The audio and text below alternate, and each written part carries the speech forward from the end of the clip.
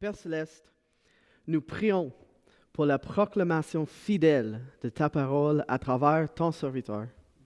Nous prions pour que par ton esprit, ta parole prenne racine dans chacun de nos cœurs. Accorde-nous la grâce de recevoir ta parole sur un sol fertile afin que nous puissions la mettre en pratique et ne pas simplement l'entendre. Nous croyons que ta parole est absolument vraie, pertinente et suffisante. Et nous prions donc pour que tu nous ouvres les yeux pour contempler ces merveilles.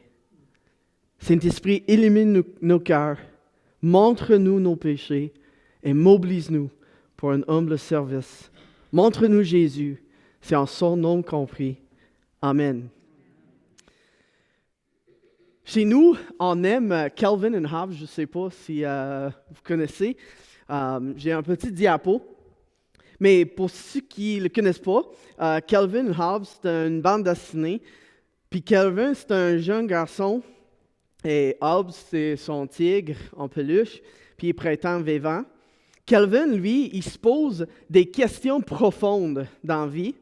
Puis Bill Watterson, son but, c'est d'inviter les enfants à participer à la conversation sur les questions profondes de la vie qu'on se pose tous. Puis Calvin, il est drôle, mais il est également un bon théologien. Il dit « J'attends que l'univers me donne une raison d'être et du bonheur. » Voici ce que le jeune Calvin sait. La recherche du bonheur, du contentement, de la joie, du plaisir, tous les autres mots qu'on peut utiliser pour les décrire, fait partie de notre condition humaine. On a été créé pour être heureux. Et ça, c'est pourquoi la douleur, la souffrance, le chagrin sont des choses universellement négatives. Dans toutes les cultures du monde, la souffrance, les douleurs, des choses négatives. Pourquoi est-ce que j'ai commencé de même? Parce que lorsque Jésus dit « Porte ta croix et suis-moi », on voit ça comme une souffrance. Ça semble qu'il nous demande de renoncer à notre quête de bonheur, notre droit de rechercher le bonheur pour le suivre. Il y a de nombreux chrétiens, il y a des églises partout qui présentent l'invitation de Jésus comme ça. L'appel de Jésus, c'est abandonner la recherche de la joie, abandonner du plaisir, abandonner le bonheur et suivez-moi dans la vallée de l'ombre de la mort. Et ma question, c'est Dieu est-il un rabat-joie? Est-ce que l'appel à suivre Jésus est-il un appel à renoncer au bonheur? Et on découvre notre réponse ensemble en examinant la doctrine de la béatitude de Dieu. Fait que dans cette série des attributs de Dieu, je sais que c'était une fois par mois, fait que c'était un peu coupé, là. Mais dans notre série sur les attributs de Dieu, on pose une question, puis on y répond en contemplant un attribut particulier de Dieu. Puis on essaie d'aborder les attributs de Dieu moins connus ou même mal compris. Fait qu'aujourd'hui, c'est l'attribut de la béatitude de Dieu. Je tiens à vous dire que je n'ai pas les mots pour proclamer adéquatement la gloire de la doctrine de la béatitude de Dieu. J'aime cette doctrine, puis cet aspect du caractère de Dieu remplit mon cœur d'émerveillement et d'amour, puis transforme ma façon de vivre la vie chrétienne. Et j'espère que même dans ma faiblesse de l'annoncer, tu verras la beauté de Dieu dans sa béatitude ce matin. Fait que ma réponse, cette doctrine est tirée de 1 Timothée, chapitre 6, 13 à 16. 1 Timothée, chapitre 6, versets 13 à 16.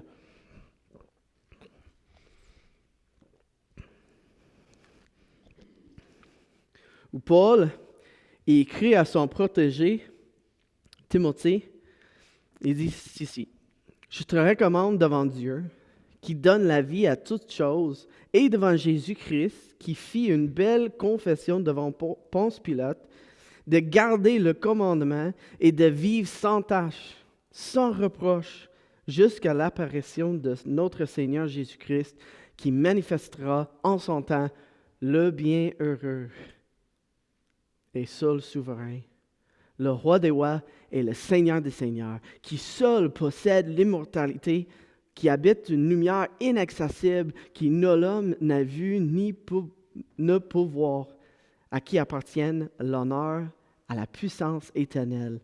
Amen.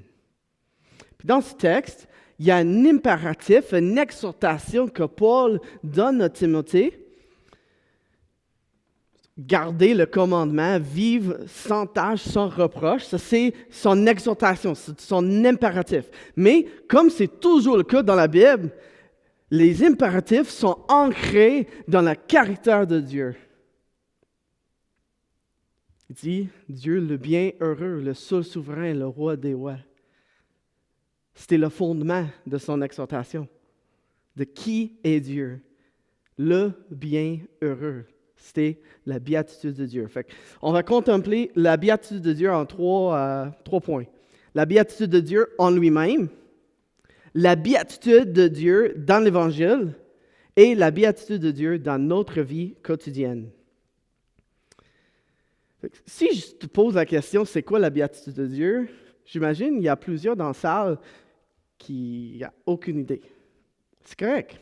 C'est pourquoi on est ensemble, on va réfléchir ensemble. Qu'est-ce que signifie la béatitude de Dieu? Qu'est-ce que Paul veut dire par le bienheureux? On peut essayer de le comprendre à l'aide d'une liste des mots qui, ensemble, nous donnent une idée. Fait que c'était pas une de ces choses, mais ensemble, cette liste nous donne une idée de c'est quoi la béatitude de Dieu. Félicité, parfaitement heureux, complètement content, joie infinie, la plénitude du plaisir. Mettre tout ça ensemble et on a une image de qu'est-ce que je veux dire par la béatitude de Dieu. La béatitude de Dieu est donc sa joie infinie en lui-même. Sa satisfaction parfaite, complète, infinie dans tout ce qu'il est. Fred Sanders y exprime ainsi. Qu'est-ce que c'est d'être Dieu? Dans la mesure où les créatures, comme nous, peuvent répondre à cette question sur la base de la révélation dans la Bible, nous pouvons répondre que être Dieu, c'est être parfaitement heureux. Dieu possède ce qui convient d'appeler l'absolu, le solide, le vrai, dans nos mots, bonheur ou joie, ne sont que l'ombre. En résumé, Dieu se connaît. Dieu se connaît dans toute sa perfection et il se réjouit en lui-même. Il est parfaitement satisfait en lui-même. Stephen Yull souligne que Dieu reçoit un nom spécifique à 2 reprises dans les Écritures. Un dans l'Ancien Testament, où il dit en Exode 3, verset 14 à Moïse, il dit « Je suis celui qui suis ». Puis l'autre est dans Matthieu 28, « Baptisez-les au nom du Père, du Fils, du Saint-Esprit ». Ça veut dire que le Dieu qui « Je suis celui qui suis » est Père, Fils, Saint-Esprit. La béatitude de Dieu, son contentement, sa joie, sa réjouissance en lui-même, c'est une béatitude partagée. C'est relationnel. Le Père, le Fils et le Saint-Esprit sont parfaitement satisfaits les uns des autres. C'est pas comme un couple de jeunes mariés, tu sais, lune de miel, ils sont satisfaits l'un de l'autre.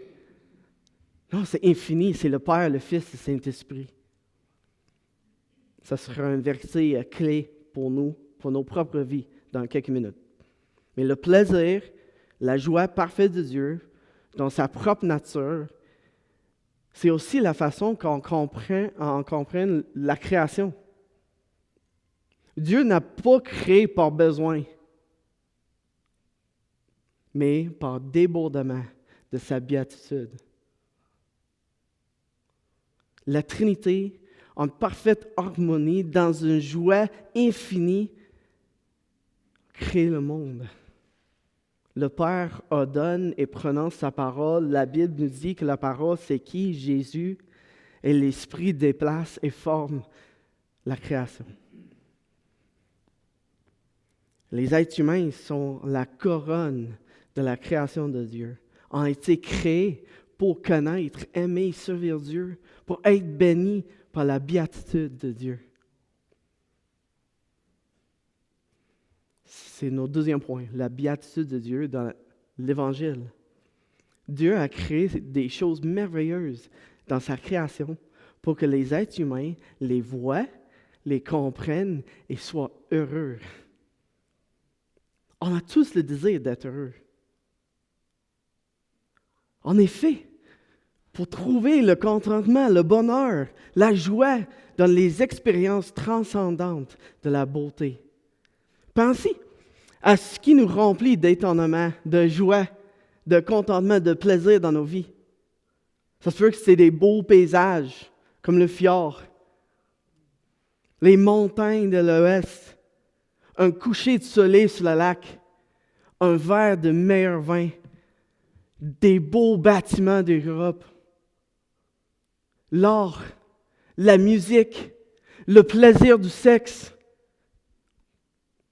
Toutes ces choses nous donnent pour un instant une expérience transcendante qui nous rend heureux, qui nous donne l'espoir qu'on puisse être parfaitement satisfait, qu'on puisse trouver le vrai bonheur. Et c'est dans ça qui résident nos problèmes. On essaie de trouver dans la création ce qui n'existe qu'en Dieu. Les bénédictions de Dieu, toutes ces choses que je viens de dire sont censées nous conduire à la source, à Dieu lui-même, au Père, au Fils, au Saint-Esprit, le Dieu béni, le Dieu bien heureux. Mais au lieu de trouver le bonheur parfait en Dieu, on court après le prochain fixe. On façonne des petits dieux à partir de la création et leur demande à nous satisfaire, de nous rendre heureux. C.S. Lewis dit que nous sommes qu'un enfant qui rejette des vacances de rêve parce qu'il se contente de continuer à jouer dans son fosse de beau. Le prophète Jérémie dit la même chose, mais comme ça. Ciel, sois-en consterné, sois-en horrifié, atterré, déclare l'Éternel. En effet, c'est un double mal que mon peuple a commis. Ils m'ont abandonné, moi qui suis une source d'eau vive, pour se creuser des cisternes fissurées qui ne retiennent pas de l'eau. Puis toi, es-tu fatigué de remplir des cisternes qui ne retiennent pas d'eau? Peut-être tu as abandonné la recherche de la joie parce que tu te rends compte qu'il n'y a plus de l'eau dans ta cisterne. J'ai une bonne nouvelle pour toi. J'ai une bonne nouvelle. Le même Dieu qui parle en Jérémie 2, il parle encore en 33. Il dit, cependant, je vais lui donner la guérison et la santé. Je les guérirai et je leur ouvrirai une source abondante de paix et de vérité. Je les purifierai de toute leur mauvaise conduite, celle par laquelle ils ont péché contre moi. Je leur pardonnerai de toutes leurs fautes, celles par lesquelles ils ont péché contre moi. et se sont révoltés contre moi. Jérusalem deviendra pour moi synonyme de réjouissance. Elle sera ma gloire et mon honneur devant toutes les nations de la terre lorsqu'elles apprendront tout le bien que je leur ferai. Elles trembleront et seront bouleversées à cause de tout le bonheur et de tout le bien-être que je lui accorderai. Le Père béni, bien heureux, envoie gratuitement, librement son Fils. Le Fils Jésus, le Fils béni de Dieu, vient volontairement. Le Père et le Fils envoient l'Esprit librement. Jésus se fait homme de douleur et mort sur une croix maudite pour notre joie éternelle. Jésus possédait tout le bonheur lui-même, le bien heureux de toute l'éternité. Il faisait partie de la Trinité. Il n'y avait besoin de rien. Il était plein de toute la gloire de Dieu, mais il a choisi de devenir rien afin de pouvoir nous donner la seule expérience transcendante qui nous porte le vrai bonheur. Une relation avec notre Créateur pour toujours. Mon ami Mark Jones, il dit, « Le plus grande et la meilleure bénédiction que Dieu puisse nous faire n'est pas la richesse, le prestige, l'honneur, la vie ou même le salut. Non, le plus grand cadeau, c'est lui-même. Le Dieu béni est le nôtre parce qu'il s'est donné à nous. Dieu nous offrant sa béatitude. C'est comme l'océan qui offre à combler un petit trou dans le trottoir. Dieu nous offrant sa béatitude, c'est comme l'océan qui offre de combler un petit trou dans le trottoir. Dieu est un océan de perfection et de joie. Rien ni personne peut te rendre plus heureux et offrir plus de joie que Dieu. Viens à lui aujourd'hui. Tu n'as rien à lui apporter. Il n'a aucun besoin. Viens aujourd'hui les mains vides et trouve en lui le parfait contentement, le bonheur que tu cherches. Christ aussi a souffert une fois pour les péchés, lui juste pour des injustes, afin de quoi? Nous amener à Dieu. Jésus a pris nos péchés pour nous amener à Dieu. L'Esprit de Dieu nous unit à Jésus pour qu'on soit en lui. Et Jésus nous amène à Dieu. C'est un refrain de le Nouveau Testament. C'est d'être en Christ. Ces mots signifient quelque chose de super extraordinaire. On comprend cette réalité d'être en Christ un peu différent que notre culture québécoise, par exemple. Mais en Christ, nous sommes réconciliés avec Dieu. On partage la joie, le bonheur de Dieu. Nous sommes transformés par l'Esprit de partager, de participer à la béatitude de Dieu. Ça, c'est l'Évangile. C'est notre véritable bonheur, nos vrais bonheurs. Savoir que Dieu est notre Dieu. Savoir qu'on partagera la joie parfaite de Dieu. Et en Jésus, par son Esprit, on est amené dans la béatitude de Dieu. Puis on peut expérimenter cette réalité juste une petite partie, ici-bas. Fait que point 3, la béatitude de Dieu dans nos vies quotidiennes.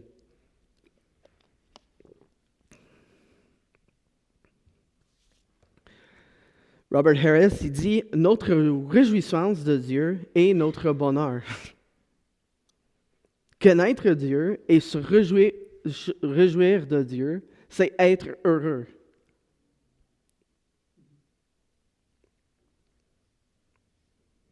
Ce que Dieu fait pour nous dans l'Évangile, de se révéler à nous, dans sa parole et dans la personne et l'œuvre de Jésus afin qu'on puisse le connaître. Jésus est mort pour effacer notre péché et notre mort. L'Esprit vivifie nos cœurs pour qu'on puisse se réjouir de Dieu, pour qu'on puisse être heureux.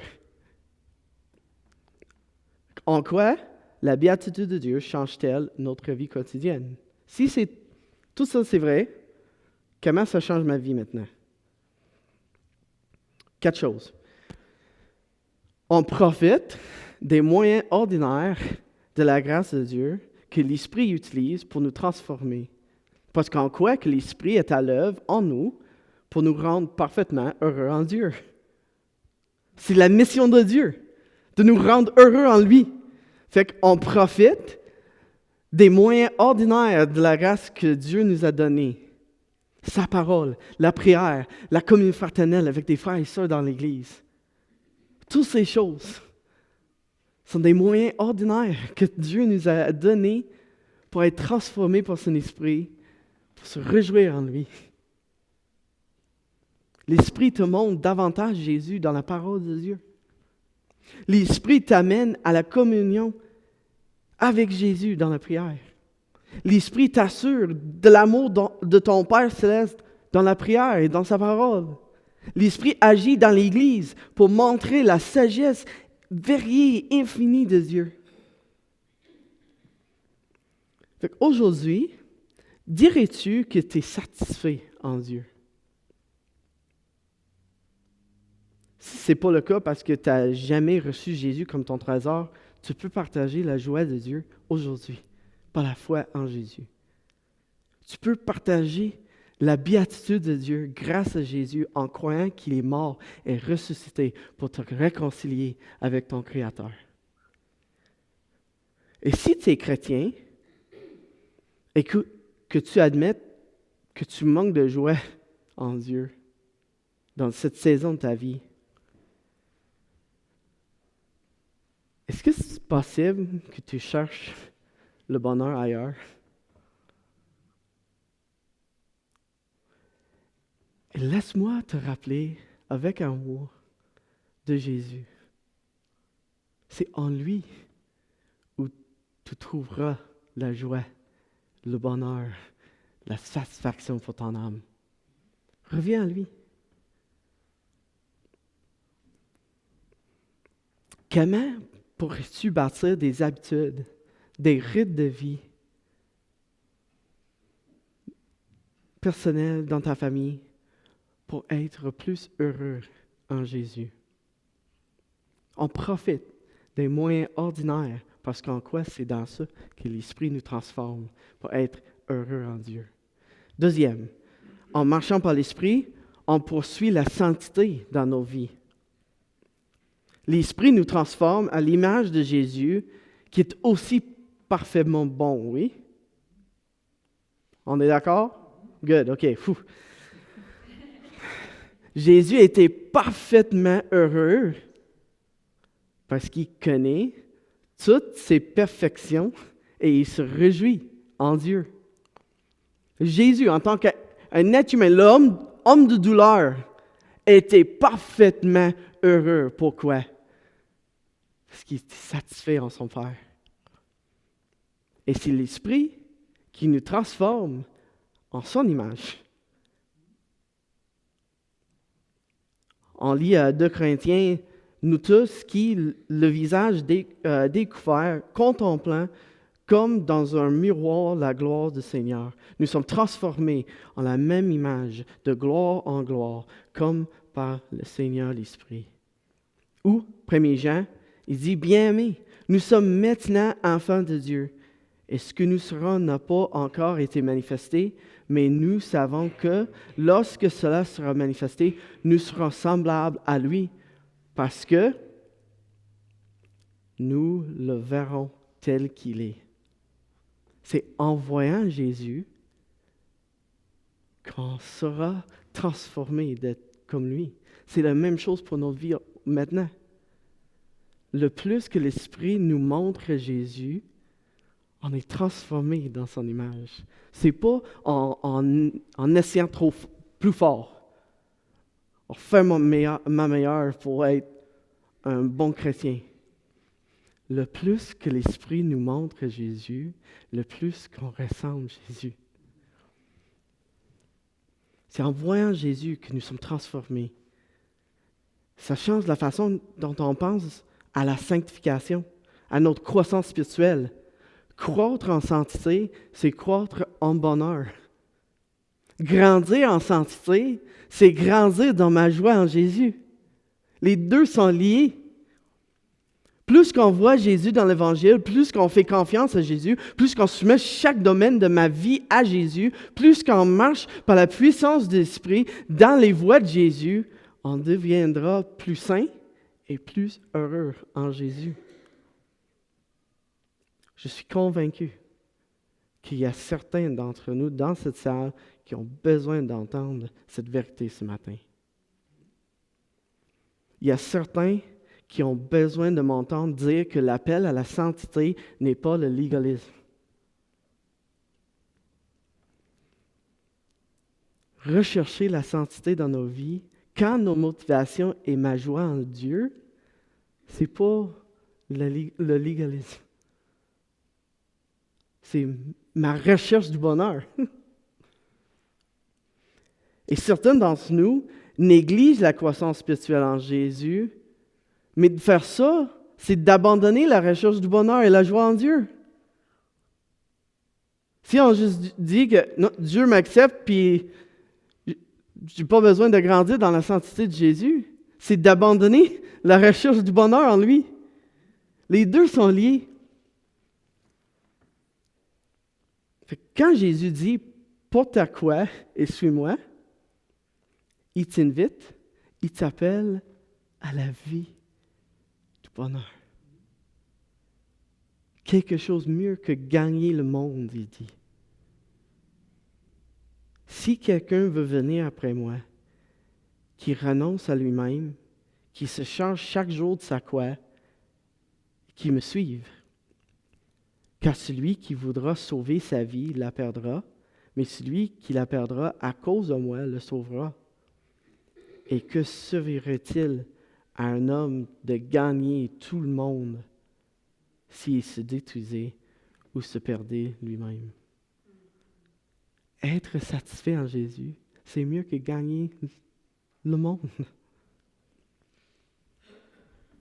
Troisième, la béatitude de Dieu change la manière dont on comprend la vie chrétienne ensemble. Pas juste ma vie chrétienne personnelle, mais notre vie chrétienne ensemble en tant qu'Église locale.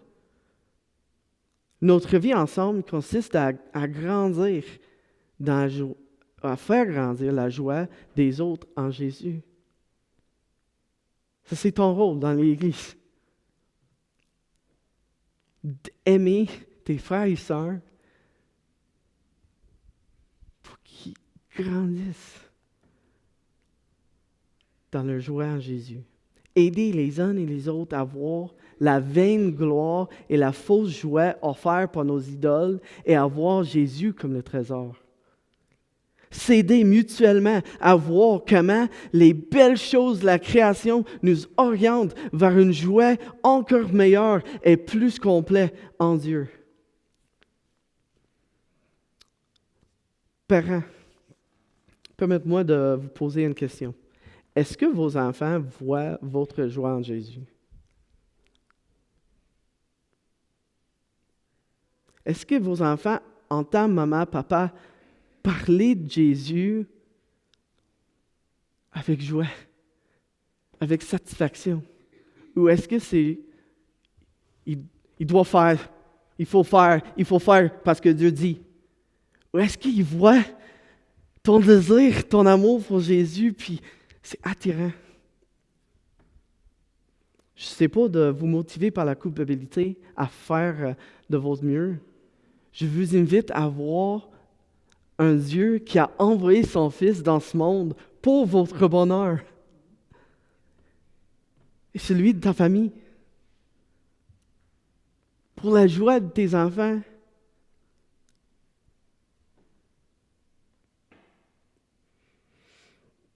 Lorsqu'on enseigne aux autres à suivre Jésus, on les amène à la source de la joie où ils seront éternellement satisfaits. Puis quatrième, la béatitude de Dieu change notre perception de l'évangélisation et la mission que Dieu nous a confiée. Tu es un messager de joie. Jésus t'a donné le privilège et l'autorité d'inviter les autres à la joie parfaite, à la béatitude de Dieu, Père, Fils, Saint-Esprit. Chaque personne que tu connais, ta famille, tes collègues au travail, tes amis, des équipes de sport, tout le monde que tu connais, chaque personne est à la recherche du vrai bonheur. Et tu sais où le trouver. Amène-les donc à Jésus, afin que par son esprit, Jésus puisse les amener à Dieu.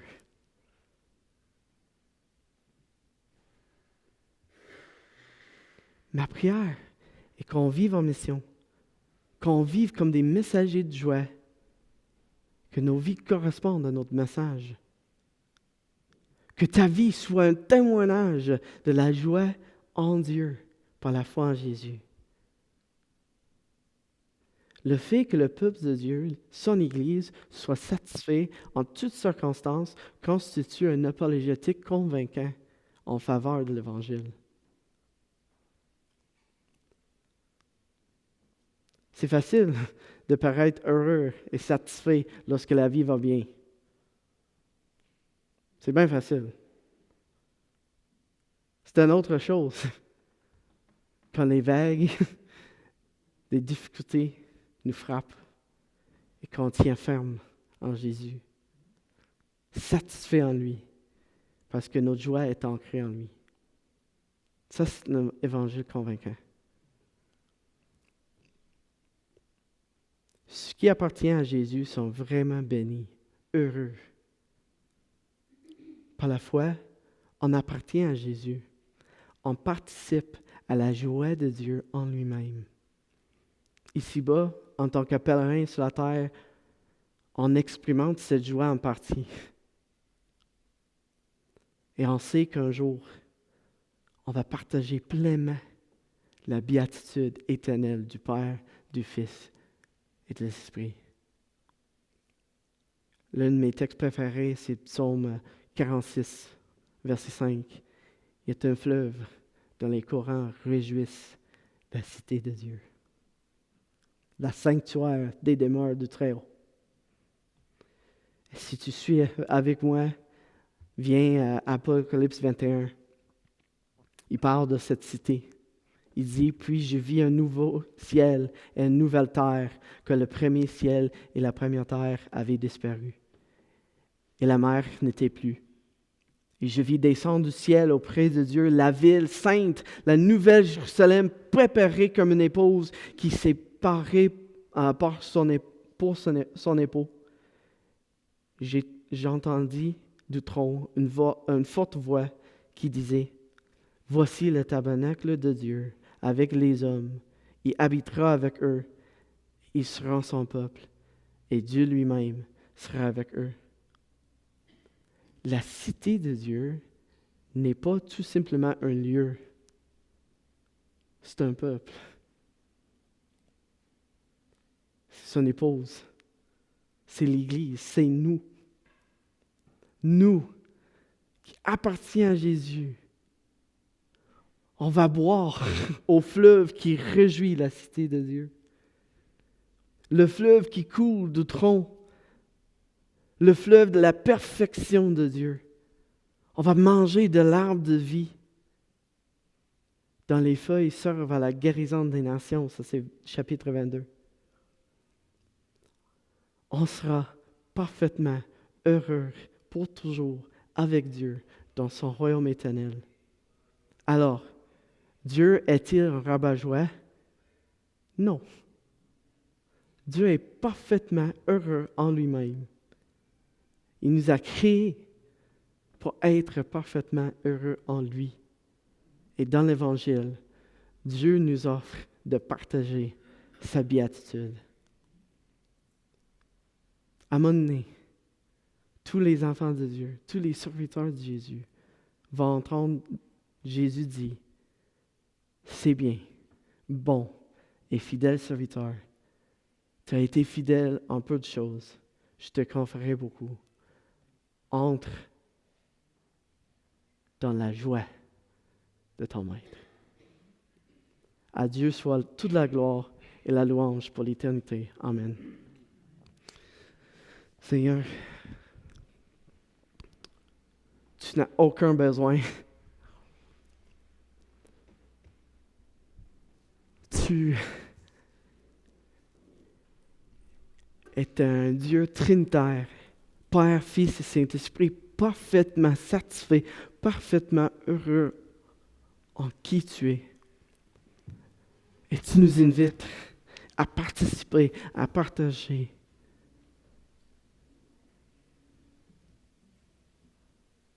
ton contentement, ta satisfaction, ta joie en toi. Seigneur, j'ai prié que ton esprit nous parle, que ton esprit prenne ce message, puis que ça soit enraciné dans nos cœurs. Je prie que tu nous transformes, que tu transformes nos vies par cette vérité de ta béatitude. Au nom de Jésus, je prie. Amen.